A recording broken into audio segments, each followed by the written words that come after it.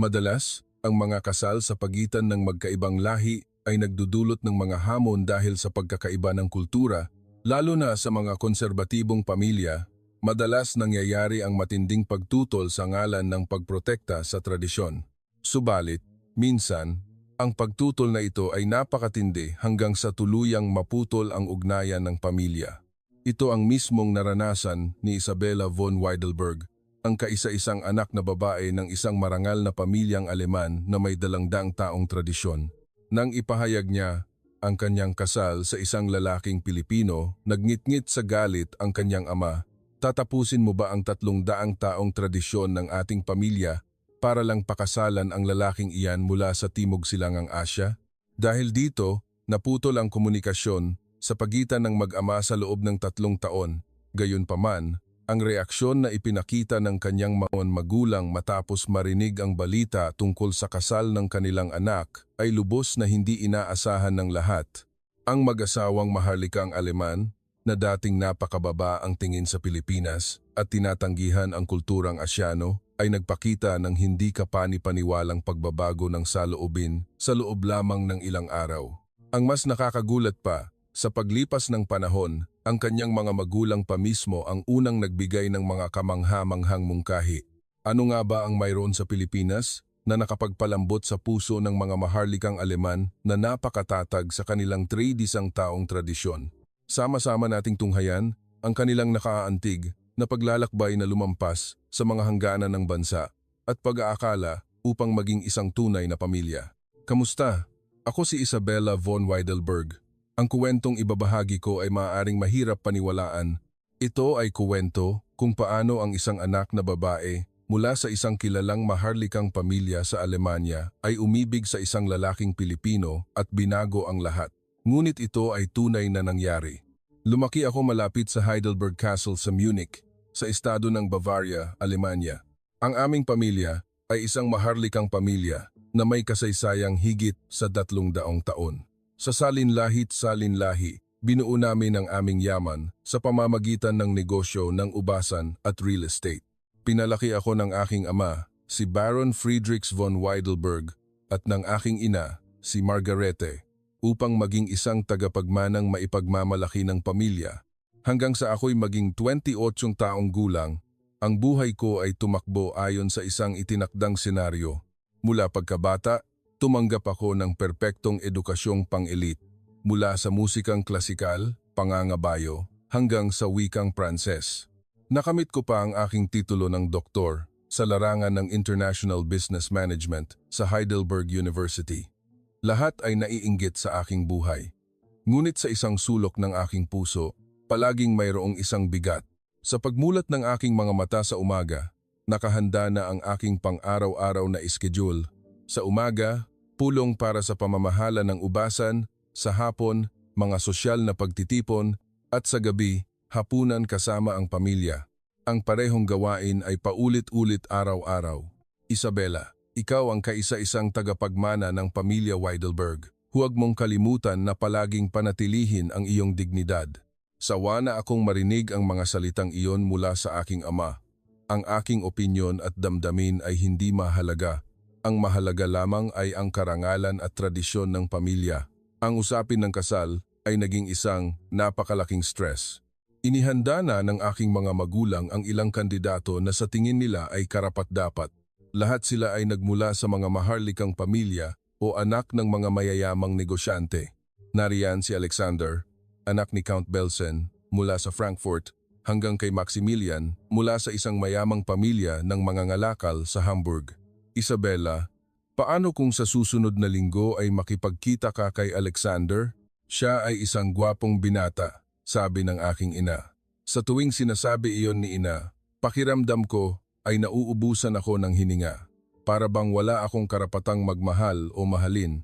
Isa lamang akong kasangkapan para sa isang kapaki-pakinabang na kasal. Ang pagbabago sa aking buhay ay dumating noong tagsibol nang ako ay 17 taong gulang. Inanyayahan ako ng isang kaibigan ko sa kolehiyo, si Sofia, sa kanyang bahay. Doon ko unang nakilala ang Original Filipino Music o OPM. Isabella, tingnan mo ito. Isang banda mula sa Pilipinas, Ben ang pangalan. Ang galing nila. Ang music video na ipinakita ni Sofia ay talagang nakagugulat. Para sa akin at higit sa lahat, ang paraan nila ng malayang pagpapahayag ng emosyon ay napakakahanga-hanga. Wow, may ganitong musika pala. Ang mga salitang kusa na lamang lumabas sa aking bibig. Ang sigawan, sabayang pagkanta, at ang malayang kapaligiran na hinding-hindi papayagan sa isang konsyerto ng musikang klasikal ay para sa akin isang uri ng kalayaan. Nang gabing iyon, pagka-uwi ko sa bahay, nag-research ako ng higit pa mula kay Moira de la Torre hanggang kay Jose Marichan. Pinakinggan ko ang lahat ng mahahanap ko. Nanonood din ako ng mga teleseryeng Pilipino.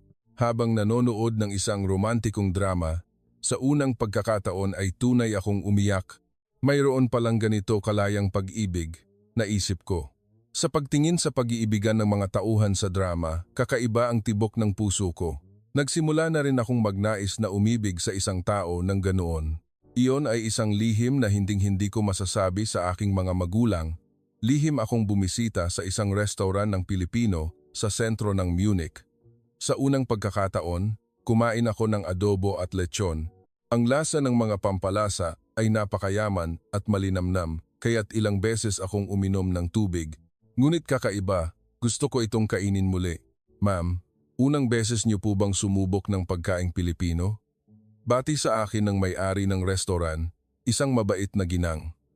Ang ganitong init ng pagtanggap ay napakaginhawa. Sa bahay, kailangan ko laging maging formal. Ngunit dito, ang mga tao ay bumabati sa akin ng kaswal. Lihim din akong pumunta sa isang OPM concert na ginanap sa Frankfurt. Nagsinungaling ako sa aking mga magulang, sinabing mamimili ako kasama ang mga kaibigan. Ang karanasan sa araw na iyon ay tunay na hindi malilimutan. Mahal kita, mahal kita. Sa pagkakita sa libu-libong tao na sumisigaw at kumakanta ng sabay-sabay, sumigaw din ako hanggang sa mamaos ang aking boses.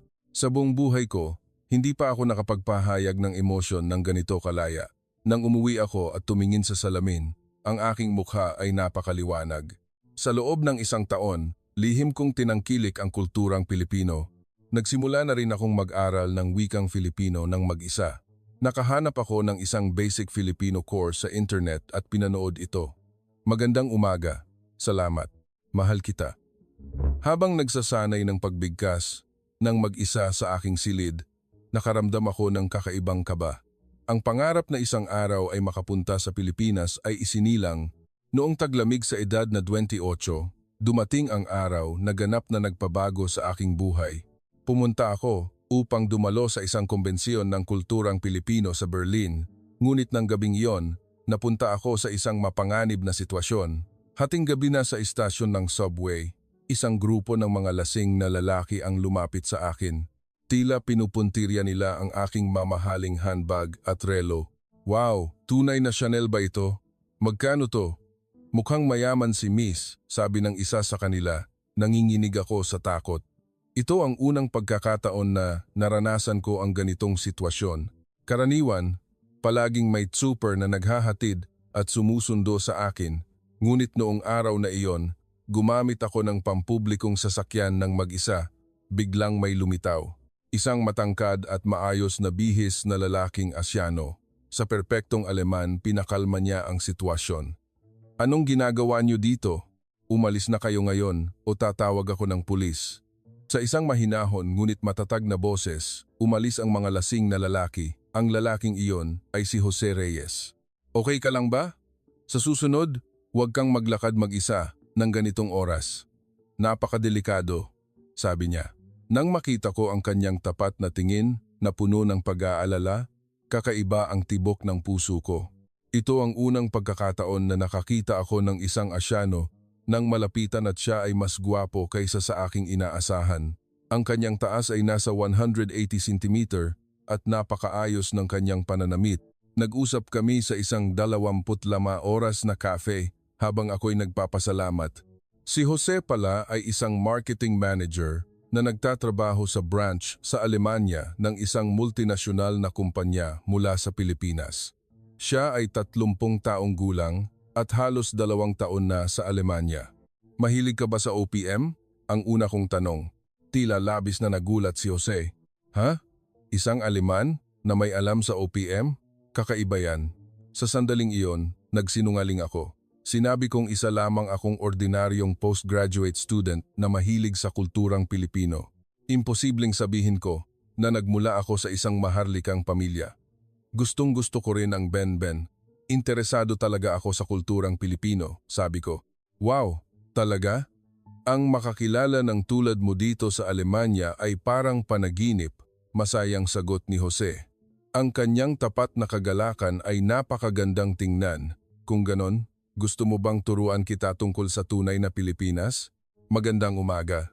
Ang German niyan ay Guten Morgen, biro niya. Nang makita kong nagbibiro si Jose, sa unang pagkakataon, nakatawa ako ng maluwag at tapat. Siya ay ibang-iba sa mga lalaking Aleman na nakilala ko.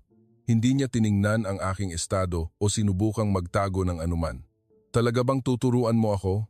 Gusto ko talagang matuto ng Filipino. Siyempre, bilang kapalit, gusto ko ring matuto pa ng Aleman. Pwede tayong magtulungan, di ba? Natural na, nagpalitan kami ng contact numbers. Nang ma-save ang pangalang Jose Reyes sa aking telepono, hindi ko alam kung bakit kumabog ang aking dibdib. Nang gabing iyon, kahit pagka-uwi sa bahay, patuloy kong iniisip si Jose. Ang pakiramdam na ito ay bago sa akin, kinakabahan, nasasabik, at gustong makita siyang muli. Ito na kaya ang simula ng pag-ibig? Matapos naming magpalitan ng kontak, nagsimula kaming mag-text araw-araw.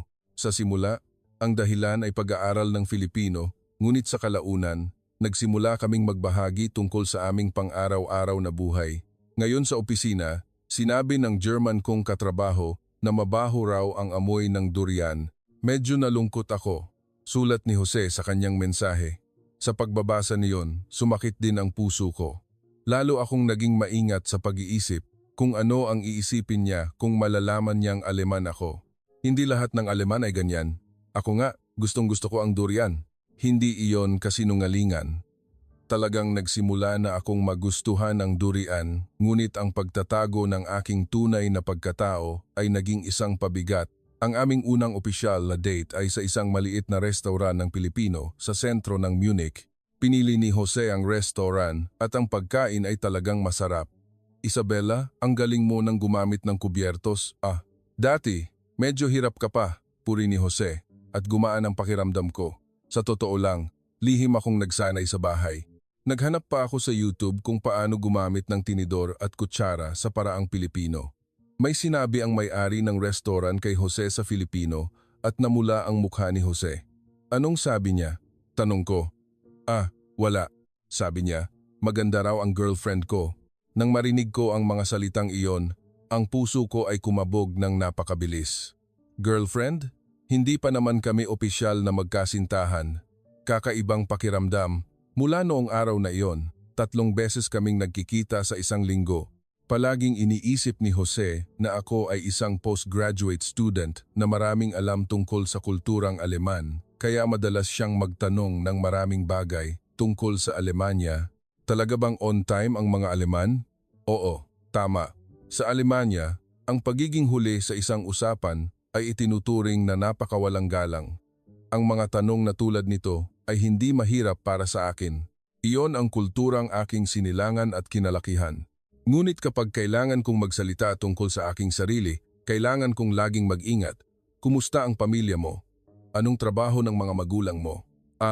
Mga ordinaryong empleyado lang sila. Walang espesyal. Sa tuwing sumasagot ako ng ganoon, bumibigat ang aking puso. Ayaw na ayaw kong magsinungaling. Sa paglipas ng mga panahon, lalong lumalim ang aming relasyon. Si Jose ay isang napakabait na tao. Noong nagkatrangkaso ako, nagluto siya ng arroz caldo, isang tipikal na lugaw ng Pilipino, at inihatid ito sa akin. Sa tuwing na-stress ako, inirerekomenda niya ang mga teleseryeng Pilipino at sabay namin itong pinapanood. Isabella, mukhang matamlay ka ngayon. Anong problema? Tanong ni Jose. Isang araw nang malungkot ako matapos kausapin ang aking mga magulang sa telepono. Pinag-usapan na naman nila ang tungkol sa kasal. Wala naman, medyo pagod lang. Kung ganon, magpahinga ka na lang muna sa bahay ngayon. Ibibili kita ng masarap na pagkain. Habang ninanamnam ang kakanin at salabat na dala ni Jose, sabay kaming nanood ng teleseryeng Pilipino. Sa mga sandaling iyon, napakasaya ko. Ang ganitong natural na date ay isang ganap na bagong karanasan para sa akin. Ngunit, ang kaligayahang iyon ay panandalian lamang. Isang araw, biglang sinabi ni Jose na may seryosong mukha, Isabela, mukhang kailangan ko nang bumalik sa Pilipinas. Nang marinig ko ang mga salitang iyon, nablangko ang aking isipan. Napakabigla na hindi ko ito maintindihan. Bakit? Anong nangyari bigla? May utos mula sa head office. Ang proyekto sa Alemanya ay natapos ng mas maaga kaysa sa inaasahan, kaya kailangan kong bumalik sa Pilipinas sa susunod na buwan, pinakamatagal na. Sa sandaling iyon, pakiramdam ko ay gumuho ang mundo.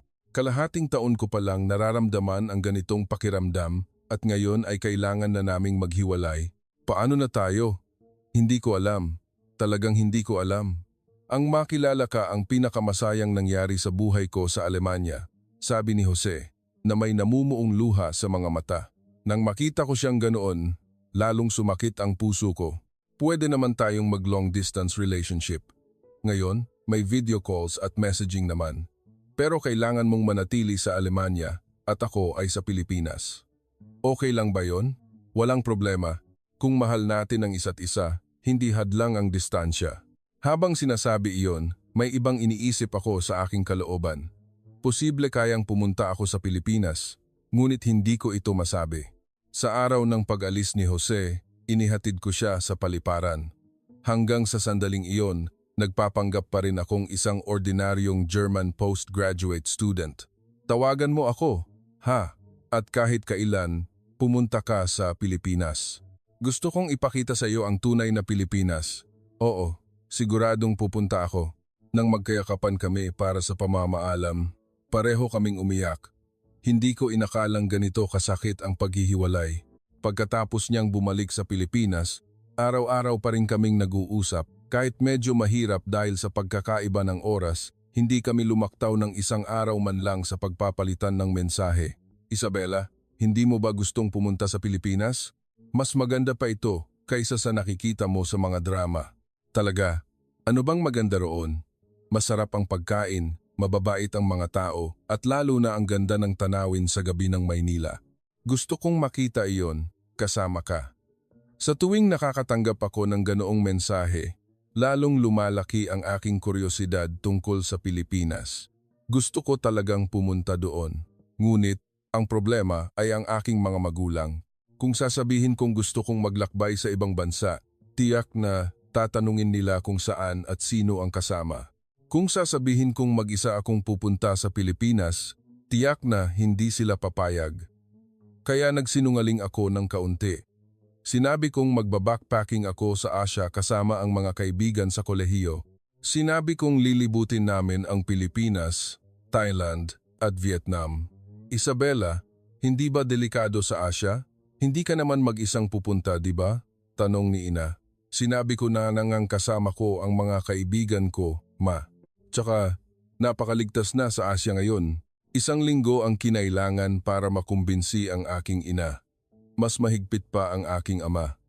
Bakit kailangan pang pumunta sa ganoong kalayo? Marami namang magagandang lugar sa Europa. Dad, hindi ba't maganda kung sa murang edad ay makaranas ng iba't ibang kultura? Makakatulong din ito sa aking kurso.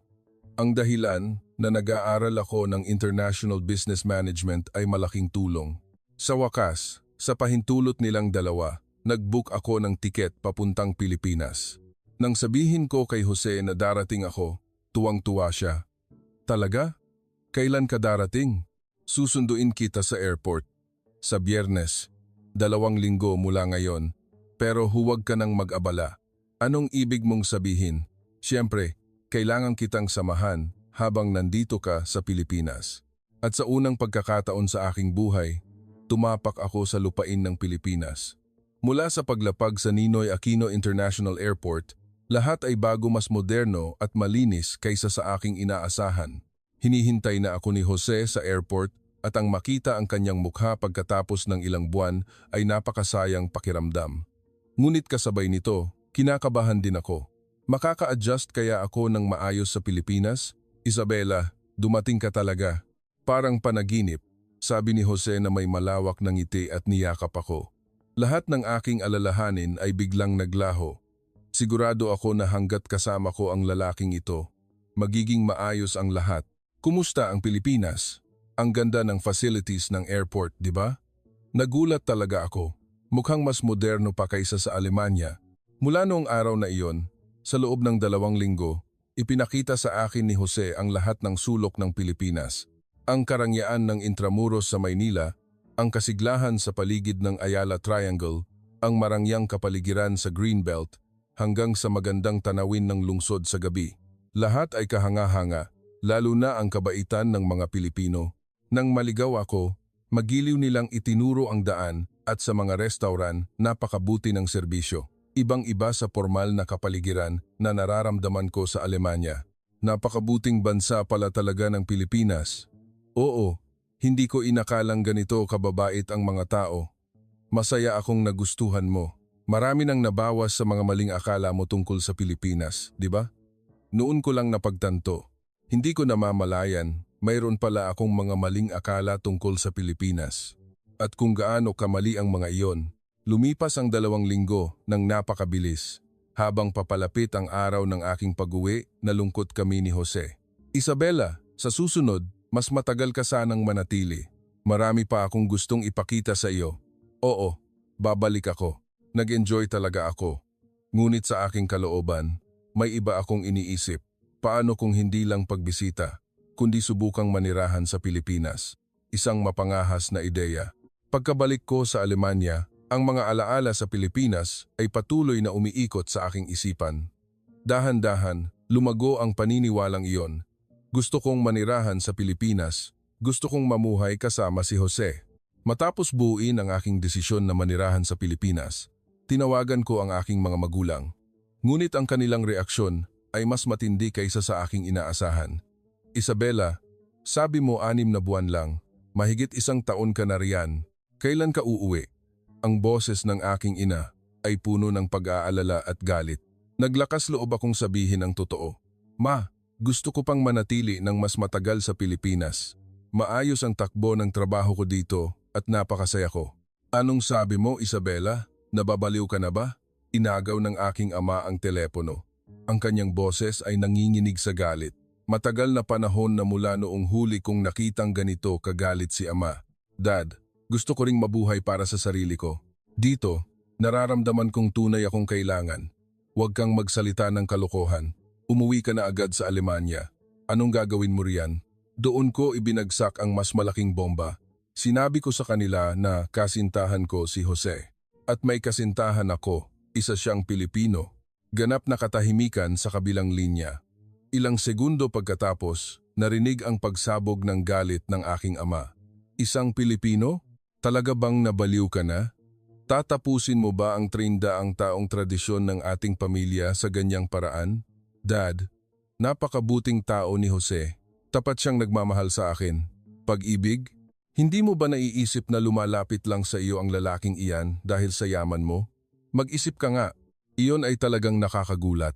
Ni minsan ay hindi pa nakikita ng aking ama si Jose, ngunit mayroon na siyang ganoong pag-aakala. Ang mas ikinagalit ko ay ang katotohanang hindi alam ni Jose ang aking tunay na pagkatao. Hindi niyo pa nakikilala si Jose, Dad. Bakit niyo nasasabi yan? Hindi ko na kailangang makilala. Akala mo ba hindi ko alam ang paraan ng mga lalaking Asyano para lumapit sa mga babaeng kanluranin? Nang marinig ko ang mga salitang iyon, lubos akong nadismaya. Ang amang hinahangaan ko ay mayroon palang ganitong rasistang pag-iisip. Kinuha muli ni ina ang telepono. Nanginginig ang kanyang boses. Isabela, pakinggan mo si Mama. Hindi ka nakakapag-isip ng tama ngayon. Ano ba ang ginawa nila sa iyo sa bansang iyan? Ma, masaya ako. Sa unang pagkakataon, nabubuhay ako sa paraang gusto ko. Masaya, tinatraidor mo ang ating pamilya. Ang mga salitang iyon ay talagang tumusok sa aking puso. Ang masabihang tinatraidor ang pamilya. Nadurog ang puso ko. Hindi ako nagtatraidor. Gusto ko lang mabuhay para sa sarili ko. Sarili mong buhay? Ang buhay mo ay nakatakda na. Magpapakasal ka kay Alexander o Maximilian at ipagpapatuloy ang pamilyang ito. Nang marinig iyon, Nasikip ang aking dibdib.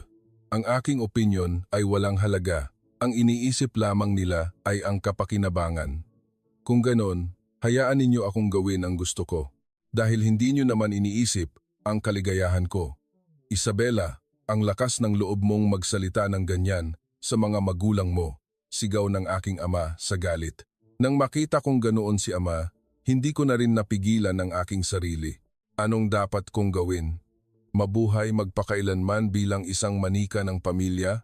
Ituring mo na lang na wala kaming anak na babae. Gawin mo ang gusto mo at ibinaba ang telepono. Pagkatapos noon, ganap na naputol ang komunikasyon sa aking mga magulang. Labis akong nabigla. Hindi ko inakalang gagawa ako ng ganitong desisyon. Nang ikuwento ko ito kay Jose, lubos niya akong inalo. Ngunit kasabay nito, nakaramdam din siya ng pagkakasala. Isabela, dahil sa akin, nahiwalay ka sa pamilya mo. Patawarin mo ako. Hindi. Hindi mo ito kasalanan, Jose. Ito ay isang bagay na maaga o huli ay mangyayari rin. Pero mahalaga ang pamilya. Hindi ka ba magsisisi balang araw? Nang makita ko ang nag-aalalang mukha ni Jose, lalong sumakit ang puso ko. Ngunit nakapagdesisyon na ako. Mabubuhay ako para sa aking sarili. Lumipas ang 2 taon. Sa panahong iyon, nagsumikap talaga ako sa Pilipinas. Naging halos perpekto ang aking pagsasalita ng Filipino at naging matagumpay ang itinatag kong consulting firm. Na-promote din si Jose bilang senior manager at nagkaroon ng matatag na pundasyon.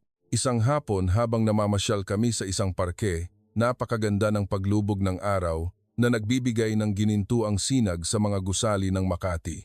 Isabela, biglang tawag ni Jose sa aking pangalan. Nang lumingon ako, nakaluhod siya. Sa kanyang kamay ay may isang maliit na kahon. Pakasalan mo ako. Pagkatapos ng 3 taon na pagkakakilala sa iyo, sigurado akong hindi ko kayang isipin ang buhay ko nang wala ka. Sa sandaling iyon, pakiramdam ko ay sasabog ang aking puso. Nang buksan ang kahon, may isang napakagandang singsing. Kumikinang, ang diamante, sa tama ng papalubog na araw. Oo, pumapayag ako. Sagot ko nang walang pag-aalinlangan. Nang tumayo si Jose at niyakap ako ng mahigpit, naramdaman ko ang sukdulang kaligayahan. Nagpalakpakan pa ang mga tao sa paligid. Napakasaya ko kasama ka, Isabela. Pakiramdam ko, kaya kong gawin ang lahat. Ako rin, mahal na mahal kita. Habang kami ay naghahalikan, naramdaman kong isang bagong buhay ang magsisimula.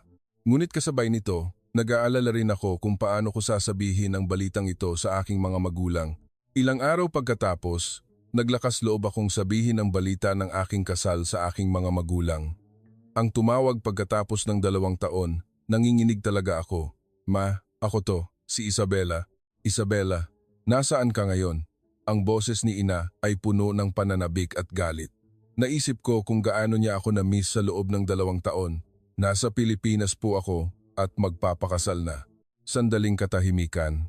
Pagkatapos ay narinig kong humihikbi si ina. Magpapakasal? Sa lalaking Pilipinong iyon? Opo, ikakasal na po ako kay Jose. Inagaw ng aking ama ang telepono, puno ng galit. Nababaliw ka na ba? Pagkatapos ng 2 taon na paglilihim sa amin at paninirahan diyan, ngayon ay magpapakasal ka sa bansang iyan? Dad, masaya po talaga ako. Napakabuting tao ni Jose. Mabuting tao? Tatapusin mo ba ang 300 taong tradisyon ng ating pamilya para pakasalan ang lalaking iyan mula sa Timog Silangang Asya? Nang marinig ko ang mga salitang iyon, talagang nagalit ako. Ganoon pa rin ang sinasabi niya tungkol kay Jose. Hindi niyo pa nga nakikilala si Jose, Dad. Bakit niyo nasasabi iyan? Hindi ko na kailangang makilala. Kung ipagpapatuloy mo ang pagpapakasal sa lalaking iyan, ituring mo na lang na wala kaming anak na babae. Sige po, kung ganoon, ituturing ko na ring wala akong mga magulang. Sumagot ako ng puno ng emosyon. Muling ibinaba ang telepono. Pagkababa ng telepono, umiyak ako ng ilang sandali. Kahit inaasahan ko na, ang tuluyang pagputol ng ugnayan sa mga magulang ay isang napakasakit na bagay. Lumapit si Jose at inalo ako. Okay lang yan, Isabela. Sa paglipas ng panahon, maiintindihan din kayo ng mga magulang mo. Talaga ba? Galit na galit si Dad. Kung ipapakita nating tunay nating mahal ang isa't isa, balang araw, ay magbubukas din ang kanilang mga puso. Ang mga salita ni Jose ay nakapagbigay ginhawa, ngunit mabigat pa rin ang aking puso. Gayunpaman, ito ang landas na aking pinili. Nagpasya akong hindi magsisi. Habang naghahanda para sa kasal, maraming nangyari.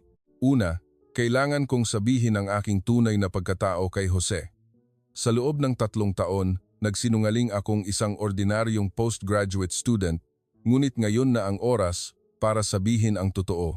Isang gabi, maingat kong sinimulan ang usapan. Jose, mayroon akong isang bagay na inililihim. Ano yon? Ang seryoso ng mukha mo. Sa totoo lang, hindi ako isang ordinaryong postgraduate student. Sa Alemanya, nagmula ako sa isang medyo mayaman na pamilya. Gaano kayaman? Ang aking ama ay isang baron. Narinig mo na ba ang tungkol sa pamilyang von Weidelberg? Tila labis na nagulat si Jose. Natahimik siya sandali at pagkatapos ay nagtanong, "So, isa ka talagang maharlika?" "Oo, kaya mas matindi ang pagtutol ng mga magulang ko. Gusto nilang magpakasal ako sa kapwa maharlika." Wow! So, sa buong panahon na ito, isang prinsesa pala ang dinedate ko, sabi ni Jose na may halong biro. Ngunit ang kanyang ekspresyon ay mukhang komplikado. Pero hindi iyon mahalaga. Gusto ko lang mabuhay bilang si Isabela kasama si Jose. Salamat sa pagsasabi ng totoo. Patawarin mo ako. Dapat sinabi ko sa iyo ng mas maaga. Okay lang, naiintindihan ko. Siguradong mahirap sabihin iyon sa simula pa lang. Napakalaking ginhawa ang naramdaman ko dahil naintindihan ni Jose. Ngunit kasabay nito, nakita kong mas malaki ang pressure na kanyang nararamdaman. Samantala, sa Alemanya, may isang hindi inaasahang nangyari. Ang aking ina, si Margarete, ay lihim na tinitingnan ang aking social media at sinusubaybayan ang aking buhay sa Pilipinas. Sa simula, galit ang kanyang naramdaman, ngunit dahan-dahan, sa pagkakita kung gaano ako kasaya, nagsimulang magbago ang kanyang puso. Nagsimula na rin siyang mag-research tungkol sa Pilipinas. Nang malaman niya ang tungkol sa mga world-class na kumpanya tulad ng San Miguel Corporation o Ayala at mga OPM artists tulad ng Ben, natanto niyang ang Pilipinas ay isang mas maunlad na bansa kaysa sa kanyang inaakala. Lalo siyang nabighani sa musikang kundiman na hindi niya sinasadyang marinig sa YouTube, ang mga kantang tulad ng "Dahil sa iyo o Maalaala mo", kaya ay nakaantig sa kanya dahil sa emosyon ng musikang Pilipino. "Mahal, talaga bang hindi tayo pupunta sa kasal ng ating anak?" Maingat na sabi ni ina kay ama. Sa totoo lang, miss na rin ako ni ama, ngunit dahil sa kanyang pride, hindi niya ito ipinapakita. "Sige, pupunta tayo ng lihim para lang manood. Huwag kang magpapahalata." At nagsimulang magplano ang aking mga magulang ng kanilang paglalakbay sa Pilipinas ng lihim. Siyempre, wala akong kaalam-alam. Habang papalapit ang araw ng kasal, sobrang saya ko, ngunit nalulungkot din. Isang kasal na walang presensya ng mga magulang. Kahit handa na ang isip ko, masakit pa rin. "Isabela, okay ka lang? Mukhang matamlay ka ngayon." Nag-aalalang tanong ni Jose. "Oo, okay lang. Naalala ko lang ang mga magulang ko. Pasensya na, ha? Susubukan kong maging mas mabuti. Balang araw, kikilalanin din tayo ng mga magulang mo." Ang mainit na mga salita ni Jose ay naging malaking aliw sa akin. Kahit ganoon, hindi ko pinagsisihan ang aking desisyon. Umaga ng araw ng kasal, gumising ako ng maaga na may halong saya at lungkot. Sa pinakamahalagang araw ng aking buhay, wala sa tabi ko ang aking mga magulang. Habang inaayusan, sa pagtingin sa aking sarili sa salamin, halos tumulo ang aking mga luha. Ang suot kong damit pangkasal ay napakaganda, ngunit parang may kulang. "Ma'am Isabela, ang ganda-ganda niyo po. Baka himatayin ang asawa niyo. Pag nakita kayo, biro ng makeup artist para pagaanin ang loob ko, ngunit masikip ang aking dibdib." Papunta sa wedding venue sa Maynila, tinawagan ko si Jose. "Isabela, handa ka na?" Sobrang kinakabahan ako ngayon. Kinakabahan din ako, pero masaya. "Magpapakasal na talaga tayo, no? Parang panaginip." Ang boses ni Jose ay puno ng sigla at iyon ay nakatulong para gumaan ang aking pakiramdam. Pagdating sa venue, napakaganda ng dekorasyon. Ang pasilyo patungo sa altar, na pinalamutian ng puti at rosas na mga rosas ay napakaganda. Ngunit nang maupo akong mag-isa sa dressing room, muling bumalot ang kalungkutan, bigla sa labas ng venue ay may narinig na kaguluhan. Naging curious ako at sumilip sa bintana. Kausap ni Jose ang isang tao, isang matangkad at kagalang-galang na mag-asawang nasa katanghalian ng edad. Hindi ko alam kung bakit pamilyar sila. Naisip ko, imposible. Tiningnan kong mabuti at talagang nagulat ako. Ang mga magulang ko, paano sila nakarating sa Pilipinas? Hindi ako makapaniwala. Nang makita kong binabati ni Jose ang aking mga magulang sa matatas na Aleman, gumaan ang aking puso. Kayo po ba si Ginoo at Ginang Baron? Isang karangalan na makilala kayo. Ang magalang na kilos ni Jose ay tila ikinagulat ng aking ina. Marahil ay nabigla siya sa personalidad ni Jose. Dad, Mom, maraming salamat po sa pagdating. Sobrang nami-miss na po kayo ni Isabela. Nalungkot po siya ng husto dahil akala niya hindi kayo darating. Nang marinig ko ang mga salitang iyon, nakita kong umiiyak si ina. Sa pag-iisip kung gaano niya ako na-miss, sumakit din ang puso ko. Kami ang naging masyadong matigas. Patawarin mo kami, narinig kong nanginginig na sabi ni ina. Ang mukha ni ama ay mukhang mas malambot na rin. Walang anuman po, tita. Naiintindihan ko po. Kung ako po ang nasa posisyon ninyo bilang magulang, mag-aalala rin po ako. Pero mahal na mahal ko po si Isabela at ipinapangako kong paliligayahin ko siya habang buhay. Ang tapat na mga salita ni Jose ay tila nakapagpalambot sa puso ng aking mga magulang. Nagmadali akong lumabas ng dressing room at tumakbo papunta sa kanila. Mom, Dad, dumating talaga kayo. Nang yakapin ko sila, parang panaginip. Sobrang na-miss ko sila pagkatapos ng 2 taon. Isabela, patawarin mo kami. Nagkamali talaga si Mama, sabi ni ina habang niyayakap ako ng mahigpit at umiiyak. Mukhang pinipigilan din ni ama ang kanyang mga luha. Okay lang, ang pagdating niyo lang, sapat na. Sobrang nagpapasalamat na ako. Mukhang masyado kaming walang alam tungkol sa Pilipinas at puno ng maling akala. Mula sa airport hanggang dito, nagulat talaga kami, sabi ni ama, na inaamin ang kanyang pagkakamali at iyon ay labis kong ikinatuwa. Agad naming inihanda ang damit para sa aking mga magulang upang makadalo sila sa kasal. Ang makita silang nakaupo sa upuan para sa pamilya, naramdaman kong naging perpekto ang kasal na ito. Nagsimula ang seremonya at habang naglalakad ako sa pasilyo kasama si ama, napakasaya ko. Si Jose, na nakakita sa akin sa aking damit pangkasal, ay naiyak at napakatamis tingnan. Mahal kita, mahal din kita. Nang magpalitan kami ng singsing at maghalikan, nagpalakpakan ang mga bisita. Sa sandaling iyon, naramdaman kong ako na ang pinakamasayang tao sa mundo. Sa reception, isang mas malaking sorpresa ang naghihintay. Lumitaw ang ama ni Jose at siya ay isang taong hindi ko inaasahan. Magandang hapon, ako, si Dr. Antonio Reyes, ama ni Jose. Ang kanyang maayos at kagalang-galang na anyo ay ikinagulat ng aking mga magulang. Mukhang malaki na ang ipinagbago ng anak ko matapos manirahan sa ibang bansa. Sinadya kong hayaan siyang magkaroon ng karanasan sa ibang larangan bukod sa medisina para sanayin ang kanyang kasarinlan. At heto, nakahanap pa siya ng isang napakagandang mapapangasawa. Noon, nang makita kong binabati ng mga bisita ang ama ni Jose bilang doktor o direktor, lalong nagulat ang aking mga magulang. Karamihan sa mga bisita ay mga doktor o mga tao mula sa larangan ng medisina. Nagtatrabaho kami sa isang larangan na may kinalaman sa buhay ng tao kaya mas pinahahalagahan namin ang pagkatao at responsibilidad kaysa sa pera. Napakasaya ko na naging matagumpay si Jose sa sarili niyang pagsisikap at natagpuan pa ang kanyang tunay na pag-ibig. Doon ko lang nalaman na hindi lang matagumpay si Jose sa sarili niyang pagsisikap, kundi sinusunod niya ang prinsipyo ng kanyang mga magulang na maging malaya at magtagumpay sa ibang larangan. At ang pamilya ni Jose ay mas mayaman pa pala kaysa sa amin. At higit sa lahat, sila ay isang pamilya na gumagawa ng marangal na trabaho ng pagliligtas ng buhay. Tila labis na nabigla ang aking ama. Mukhang napagtanto niya kung gaano kamali ang kanyang mga maling akala. Taos puso akong humihingi ng paumanhin. Naging napakatanga ko, sabi niya. Walang anuman po iyon. Natural lang ang inyong pag-aalala. Mula ngayon, iisang pamilya na tayo. magkita-kita po tayo ng madalas. Ang kababaang loob ni Dr. Reyes ay labis na hinangaan ng aking ama. Pagkatapos ng reception, nagkaroon kami ng oras para magkasama-sama.